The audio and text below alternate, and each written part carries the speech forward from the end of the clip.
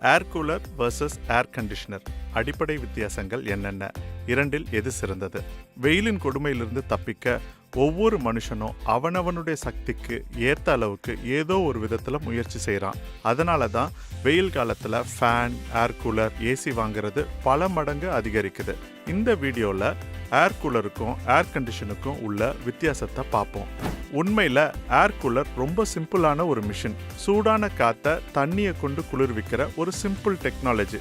ஏர் கண்டிஷனோடு compare பண்ணால் இது ரொம்ப சீப்.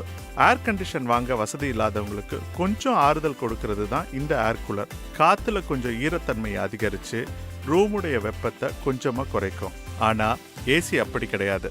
அது ரூமில் இருக்கிற வெப்பத்தை உறிஞ்சு வெளியில் தள்ளுறது மூலமாக ரூமுக்குள்ளே இருக்கிற வெப்பத்தை பல டிகிரி செல்சியஸ் குறைக்கும். அதனால ஏசி ஓடும்போது ரூமில் இருக்கிற ஈரப்பதம், அதாவது ஹியூமிடிட்டி அதிகரிக்காது. ஏர் கூலர்கள் காற்றுல ஈரப்பதம் கம்மியாக இருக்கிற இடங்களில் தான் சிறப்பாக வேலை செய்யும்.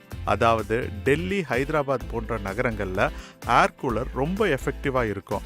ஆனால் சென்னை, கடலூர், தூத்துக்குடி போன்ற கடற்கரையை ஒட்டி இருக்கிற நகரங்களில் ஏர் கூலர்லேருந்து வர காற்று அவ்வளோ எஃபெக்டிவாக இருக்காது.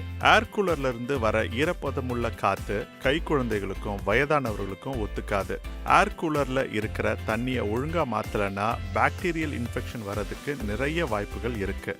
ஏர் கூலர், ஏசி ரெண்டுக்கும் டெக்னாலஜியை பொறுத்தவரையிலும் சரி, செயல்பாடுகளை பொறுத்தவரையிலும் சரி, மிகப்பெரிய வேறுபாடுகள் இருக்குது. இதில் ஏசி தான் கண்டிப்பாக சிறந்தது. இந்த காலத்தில் ஓரளவுக்கு நிரந்தர வருமானம் வாங்குற எல்லாராலையும் ஏசி வாங்க முடியும். இஎம்ஐ மூலமா ஏசி வாங்குறத பத்தி தெரிஞ்சுக்க சத்யா ஹோம் கைட் வீடியோக்களை பாருங்க. இந்த வீடியோ உங்களுக்கு பயன்பட்டு இருந்தா லைக் பண்ணுங்க, உங்க நண்பர்களுக்கு ஷேர் பண்ணுங்க.